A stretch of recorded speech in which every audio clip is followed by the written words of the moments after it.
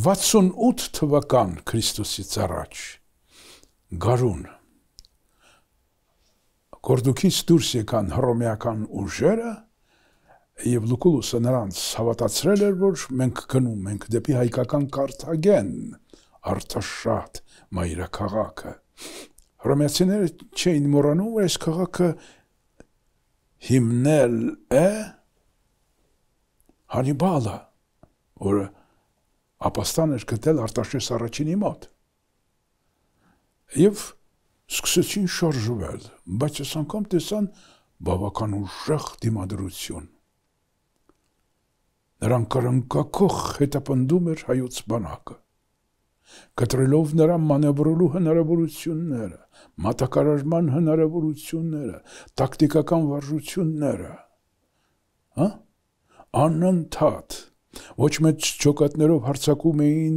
հռոմեական զինվորների վրա, զինվորները ոգևորված նրանց հետևից շարժվում էին, գնում էին, տեսնում են լեռներից, բլուրներից անդին կանգնած է ուժեղ բանակը եւ նրանց ոչնչացնում էին։ Սա պարթևական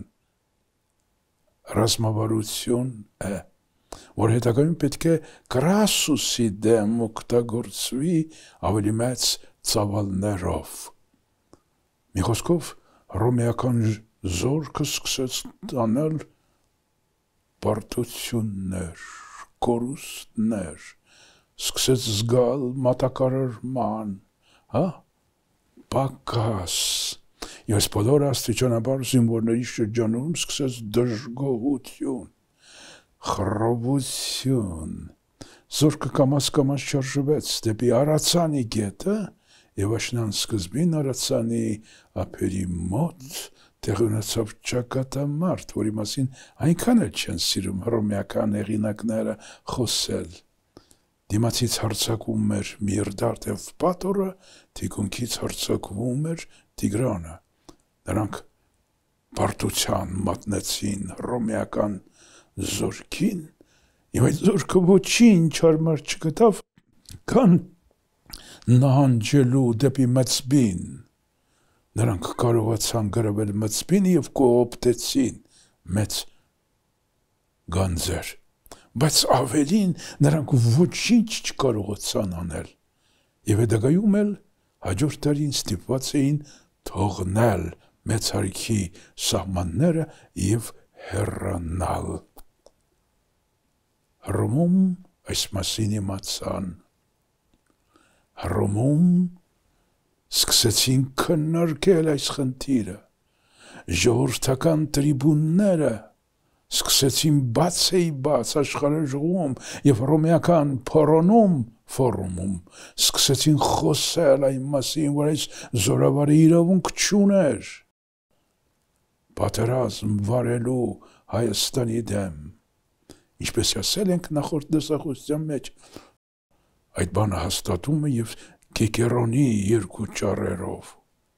Իսկ հայոց կողմը զորք տրամադրեց Միրդատին, որը մյուս Միրդատի, Ատրպատականի արքա Միրդատի հետ միասին սկսեցին լայնածավալ ռազմական գործողություններ հռոմեացիների դեմ, եւ հռոմեացիները ոչինչ չկարողացան անել նրանց դեմ։ Միրդատը համարյա ամբողջ տերությունը Պոնտոսը հետ գրավեց։ Երկու Միրդատները միասին համատան Կապադոկիա եւ կոպտեցին, ջարդեցին, ավերեցին հռոմեական քաղաքականության այս կենտրոնին, այս հեռավոր արևելյան շրջաններում։ Հռոմում արդեն հասկացան, որ պատերազմը տանուլ են տալիս։ Հռոմի հեղինակությունն անկում է ապրում։ Եվ որոշեցին, որ ժամանակն է նոր զորք, նոր զորահրամանատար ուղարկել դեպի արևելք։ Եվ ընտրությունը կանգ առավ Գնեյուս Պոմպեուսի վրա։ Գնեյուս Պոմպեուսը շատ լավ հրամանատար էր, շատ լավ կազմակերպիչ, եւ վարչական, եւ զինվորական, եւ քաղաքական, գործիչ, մենք նրա կերպարին անդրադարձել ենք Հռոմի վերաբերյալ մեր դասախոսությունների մեջ։ Վերջին անգամ 67 թվականին նա առաջադրանք էր ստացել միջերկրական ծովահեններից ազատելու։ Բարդ խնդիր էր, բայց նա ընդամենը 3-4 ամսում այս խնդիրը լուծել էր, ամբողջ տարածքը բաժանելով քառակուսիների կամ շրջանների, յուրաքանչյուրին տալով իր ստրատեգիական առաջադրանքը եւ զինվորների քանակությունը եւ նրանց բոլորին վերացրել էր։ Եկել մտել էր Կիլիկիա եւ այնտեղ եւս Լեռնային Կիլիկիայում նրանց ճնշել էր։ Իսկ այդ ժամանակ Լուկիոսը նահանջել էր Գալատիա, Փոքր Ասիայի խորքերը, եւ երկու զորավարները պետք է հանդիպեին։ Պոմպեոսը գալիս էր 7 լեգիոններով, հազվադեպ է լինում, որ այսքան մեծ զորք են տրամադրում։ Երկու զինվորները վրանները իրար կողքի էին։ Լուկիոսը դուրս եկավ եւ ձեռքը մեկնեց Պոմպեոսին, Պոմպեոսը չէր թաքցնում իր արհամարանքը նրա նկատմամբ։ Ընդունեց զորքի հրամանատարությունը եւ Լուկիոսը հեռացավ Հռոմ։ Հետագայում նա պետք է հակա պոմպեական ուժեղ շարժումներ հռոմեական ամբոխի ժողովրդի մեջ կիրառի, որի մասին մենք խոսել ենք ժամանակին։ Եվ ապրի շքեղ կյանքով, Լուկիոսյան ճաշկերույցներ եւ այլն, ինչ որ կողոպտել էր։ Իսկ Պոմպեոսը եկավ, կազմակերպեց իր բանակը։ Եվ նա մտածում է, որ իրադրությունը պետք է վերականգնել ոչ միայն ռազմական ուժով, այլև դիվանագիտությամբ, միջազգային հարաբերություններով, որտեղ նա եկել էր այս տարածաշրջանում հաստատելու հռոմեացիների գերակայությունը իր տարբեր դրսևորումներով։ Այս տեսանկյունից նա նման էր եւ Սելևկյաններին եւ Տիգրանին։ Մեր սկզբնախորհուրդներն ասում են, որ նա նամակ գրեց Միրդատ Պոնտացուն, թե արի իրար հետ կնքենք բարեկամական պայմանագիր։ Նամակ գրեց Պարթևարքային, Հրահատ երրորդին, առաջարկելով իր բարեկամությունը։ Հրահատը, որ մերժել էր Տիգրանին եւ Միրդատ Պոնտացուն, հակառոմեական պատերազմի ժամանակ հիմա լրել այն համաձայնեց հռոմեացիների հետ։ Իսկ հռոմեացին տեսնելով, որ Միրդատը չի համաձայնում իր խաղաղության առաջարկին, նրա դեմ սկսեց պատերազմ։ Եվ ինչպես նախորդ պատերազմի ժամանակ հակառակորդը էական դիմադրություն չկարողացավ տալ։ Նա փորձեց մի անգամ էլ ապաստանել Հայաստանում, Մեծ Հայքում, բայց նրանք կանգնեցրեցին եւ առաջարկեցին, որ այլևս Մեծ Հայքը քո դիմաց փակ է։ Եվ նրա կողքիսի վրայով գնաց Հյուսեին Մերսովցովյան իր տիրույթները եւ այնտեղ էլ 63 թվականին կնքեց իր մահկանացուն։ Իսկ ինչ էր այդ ընթացքում տեղի ունենում Մեծ Հայքում։ Մեծ Հայքում Տիգրանի կառավարման ողջ ընթացքում նրա դեմ ընդդիմություն կար։ Դա գալիս էր տեղական տոհմիկ ավականոց, որն այնքան էր ոգևորված չէր մեծ կայսրությունն ու գաղափարից։ Եվ ամենայն հավանականությամբ նրանք համաձայն էին պարթևների հետ։ Եվ պարթևարքան նպաստում էր այդ ընդդիմությանը։ Գիտենք, որ Տիգրանի դեմ ընդդիմացել էին նրա երկու որդիները նախորդ, մեկի անունը միայն գիտենք, Զարեհ, մյուսինը չգիտենք։ Եվ երրորդը այս իրադրության մեջ Տիգրան Կրտսերն էր, որը որոշել էր, որ ինքը պետք է դառնա արքա։ Տիգրանի հեղինակությունը նա կարծում էր, որ մեկ ընդմիշտ, ընկել է, խարիզման խաթարվել է,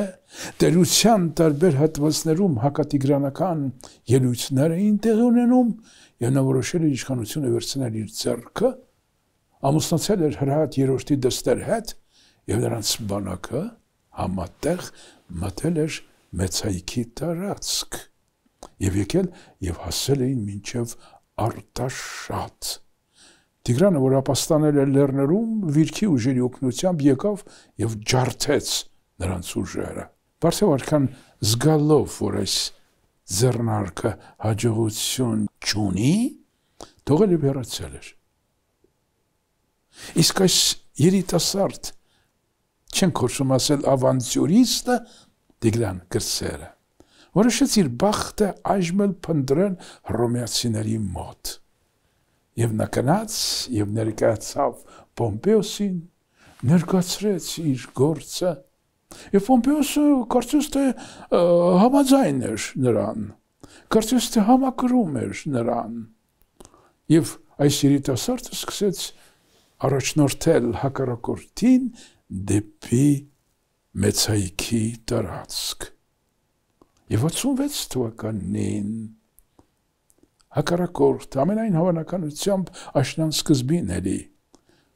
սատաղ արտաշատ ճանապարհով շարժվեց դեպի Արարատյան դաշտ։ Եվ հակառակ Տիգրան Կրսերի սպասելիքի նա չհարձակվեց Արտաշատի վրա։ Ինչպես ժամանակին ասենք թե արել էր Լուկուլուսը։ Արենթակառակը Արարատյան դաշտում ստեղծեց ռազմական ճամբար, եւ այս ռազմական ճամբարում, որը մենք գիտենք, ռազմական ճամբարը Հռոմի մանրակերտն էր, այս մասին մեր դասախոսությունների մեջ մենք խոսել ենք, սկսեց հարաբերությունների մեջ մտնել Արտաշատի հետ։ Ուրեմն նրանք ընդունեցին Արտաշատը իբրև սոցիետաս լիբերտա, ազատ հասարակություն, ինչպեսին իրենց էին ներկայացնում հռոմեացիները, որոնց հետ կարելի է հարաբերել։ Այս նոր տարածքներում հռոմեացիներին պետք էր, մենք արդեն ասել ենք, ուժեղ դաշնակից։ Եվ կողմերը փոխանակում էին, իրենց հանձնակատարներով, պայմանները ճշտում էին, որոնց մասին մենք բացառապես ոչինչ չգիտենք, բայց որոնց մասին կարող ենք դատողություններ արել հետագա դեպքերից ելնելով։ Հետագա դեպքերը կապվում են այսպես կոչված Արտաշատյան պայմանագրի կամ դաշնագրի հետ, որին միշտ չէ որ հեղինակները անդրադառնում են, եւ եթե անդրադառնում են, միշտ չէ որ տալիս են հարիր պատասխան, հարիր գնահատական։ Փորձենք կատարել այս բանը, մեկնարկելով պայմանագրի խարիզմատիկ, իրավական, սիմվոլիկ, նշանային կոդերից, որոնք մեզ հնարավորություն են տալիս ընդլայնել առաջարկվող տեքստը, որը տալիս են մեզ հռոմեական հեղինակները, էլի Պլուտարքոսը, Դիոն Կասիուսը, այս երկու հեղինակները հատկապես, որ նկարագրում են այս իրողությունները։ Եվ այսպես, երբ պայմանները արդեն համաձայնեցված էին, Տիգրան Մեծը իր մերձակա արքունիքով, այսպես են կոչվում արքայի մշտական, արքային օգնականները, հեծելազորով մոտեցան հռոմեական ճամբարին։ Ժամանակին մենք անդրադարձել ենք հռոմեական ճամբարի իրողություններին եւ դա ինչ որ ձևով թույլ կերպով կապել ենք նաեւ հայ-հռոմեական հարաբերություններին։ Ճամբարը ուներ մի քանի տարածքներ։ Առաջին տարածքը նրա կրոնախարիզմատիկ տարածքն էր, որ կոչվում էր Պոմերիում, որտեղ ամեն մի օտարական չէ, որ պետք է ոտք դներ։ Այստեղ այս Պոմերիումի սահմանին Տիգրան արքային սպասում էին Պոմպեոսի ուղարկված, զորաճոկատը։ Տիգրանի կողմնակիցները ըստ պայմանավորության թողեցին հեռացան, եւ Տիգրանը այս ջոկատի գլխավորությամբ մտավ փաստորեն հռոմեական տարածք։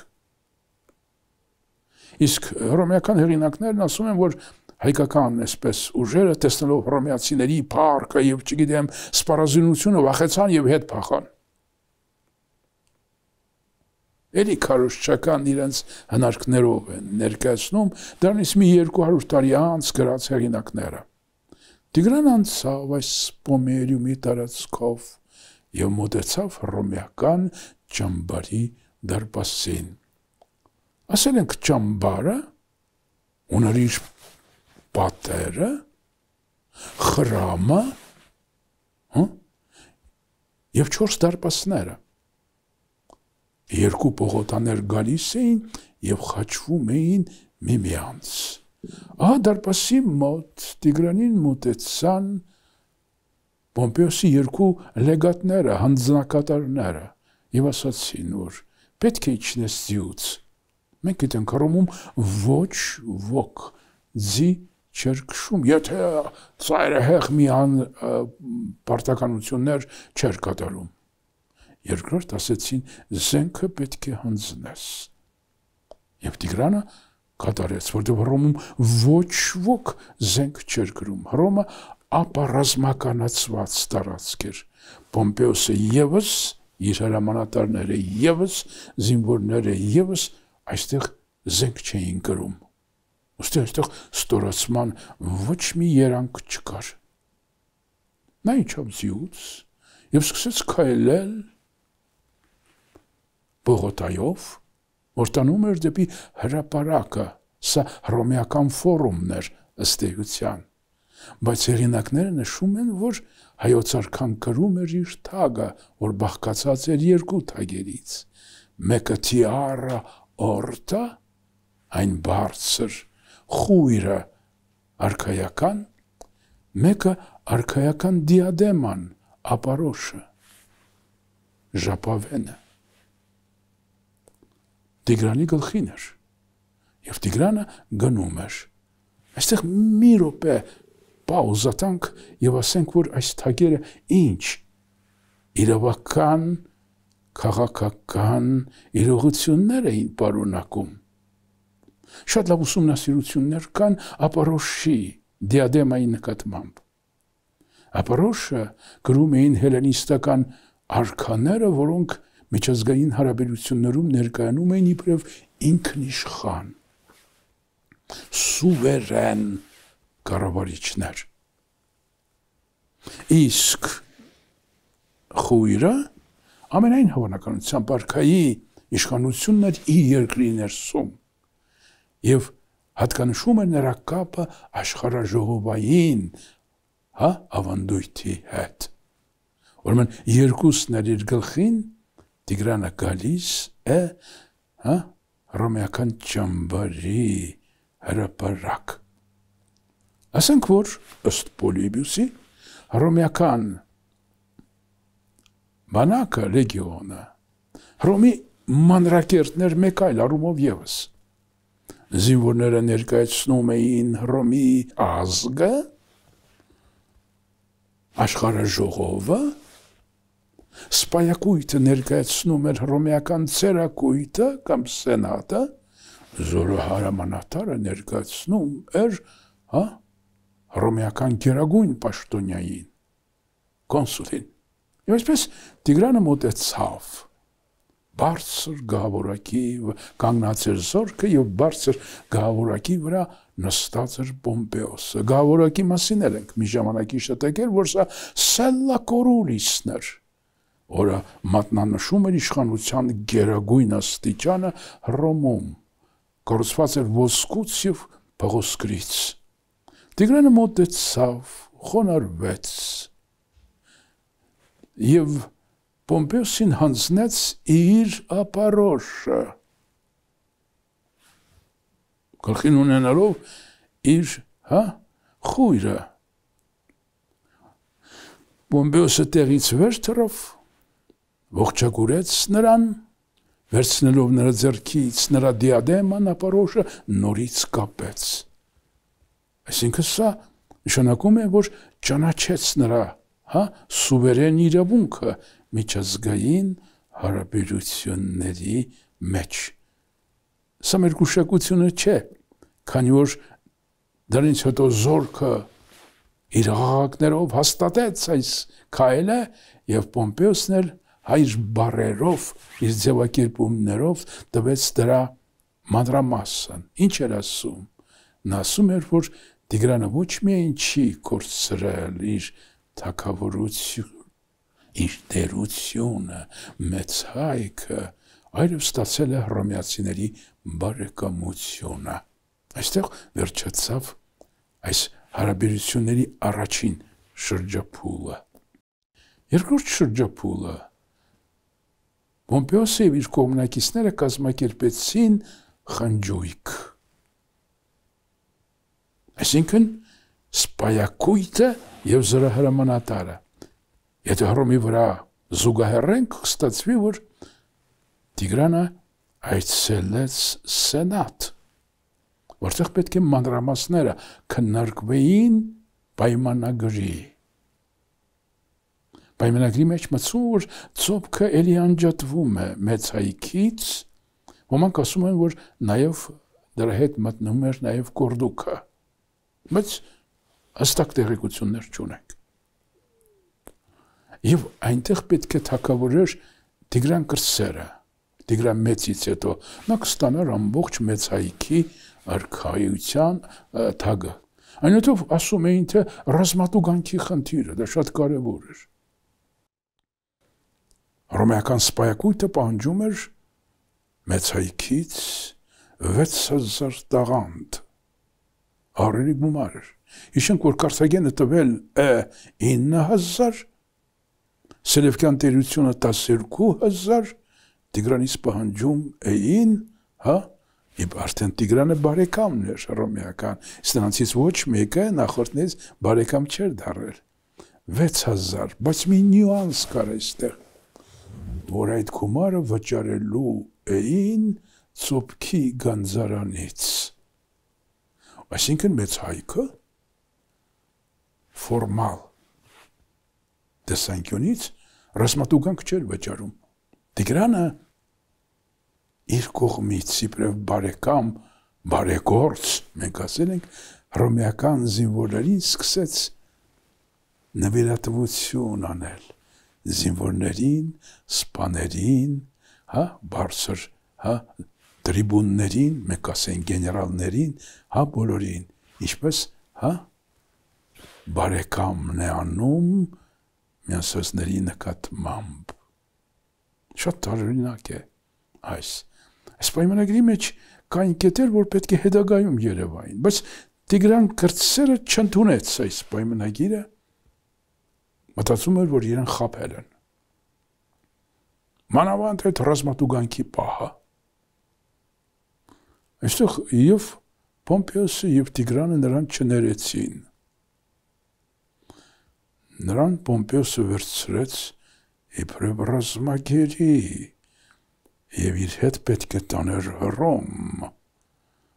անցկացներ շքահանդեսով եւ այնտեղ պահեր իբրև իր անձնական պատանդը։ Նա երկար ժամանակ դեռևս պետք է ապրեր Աֆրանիուսի բնակարանում, Պոմպեոսի ամենամտերիմ անձանց մեկի, բայց վերադառնանք մեր դեպքերին։ Հետագայում մենք տեսնում ենք, որ Արտաշատ մայրաքաղաքում թողարկված դրամների վրա ընդունում է Պոմպեոսյան օրացույցը 66 թվական, ուրեմն Պոմպեոսի եւ Արտաշատի միջև կնքվել է ինչ-որ համաձայնություն բարյացկամության։ Հետագայում տեսնում ենք, որ հայկական դրամի եւ հռոմեականի միջև նկատվում է քաշերի եւ պարունակության համահավասարեցում։ Նշանակում է դա էլ եւս մեծ հայք ընդգրկվում էր միջերկրածովյան ավազանի, հռոմեական գերակայության տակ գտնվող տնտեսական կյանքի մեջ։ Դրանից հետո, երբ որ բարթևները մեկ-երկու անգամ փորձեցին հարավային մեծ հայքի նկատմամբ ունենալ հավակնություններ, սկզբից Պոմպեոսը նրանց դեմ ուղարկեց իր զորաբար Աֆրանիուսին լեգիոներների հետ միասին Եվ երկրորդ անգամ ուղարկեց դեսպաններին եւ հասկացնել տվեց հրահատ երրորդին, որ չփորձես այլևս այդպիսի բան անել։ Եվ նա հասկացավ դա։ Պոմպեոսը, երբ գնում էր իր ծմերային ճամբար, այնտեղ հաշվետվություն, անհատական գավառում, այնտեղ հաշվետվություն կազմելիս, հանկարծ Հայաստանը մտցրեց բարեկամների եւ դաշնակիցների ցուցակի մեջ։ Այսինքն ինչ որ ասել էր իր բանակցությունների ժամանակ, նա արդեն իջեցնում էր այդ կարգավիճակը։ Տարօրինակ է։ Պոմպեոսը դրանից հետո 65 թվականին մտավ, վիրք եւ աղվանք, եւ բավական այսպես ընթարումներով եւ բանակցություններով նրանց ճանաչեց հռոմեական ազգի բարեկամ, իհարկե ոչ իրենց ուժի, ոչ իրենց քաղաքացիական համայնքի եւ այն տեսանկյունից, այլ ռազմական անհրաժեշտությունից ելնելով, եւ դրանից հետո իջավ դեպի ասորիկ, դա 64 թվականն էր, եւ նրան այստեղ ներկայացան վերջին սելևկյանները եւ ասացին տուր մեզ մեր հայրենի իշխանությունը եւ այստեղ Պոմպեոսը նրանց մի շատ հետաքրքիր պատասխան տվեց. ես ձեր պետությունը վերցրել եմ Տիգրան հայից եւ դուք իմ նկատմամբ որևէ պահանջ չեք կարող ունենալ։ Այս հայտարարությունը շատ հետաքրքիր հետնախորք ունի։ Հին մերձավոր արևելքում կար տերությունների հաջորդականության մի այսպես տեսություն։ Ասում էին, թե առաջինը Ասորեստանն է, երկրորդը Մարաստանն է, երրորդը Աքեմենյաններն են, չորրորդը Սելևկյաններն են, հինգերորդը ըստ Պոմպեոսի պատասխանի հայոց արքունիքը իրեն էր համարել։ Հարկավ հետագայում հռոմեացիները այս բանը մոռացան, անմիջապես Սելևկյաններից հետո սկսեցին իրենց, եւ արևմտյան գրականության մեջ էլ գիտական առ այսօր մի բան կա, որ հռոմեացիների տիրապետությունը Սելևկյանների վերջը եկել է 64 թվականին։ Տիգրանի ժամանակաշրջանը հանվել է։ Այսպես վերջացավ մի ամբողջ էպոխա։ Մեծ հայքը դարձավ տարածաշրջանային տերություն։ Արտաշատը դարձավ կենտրոնը, ատրպատական, վիրք, աղվանք, մծբինից մինչև Կովկասյան լեռներ։ Կանգ առնենք այստեղ։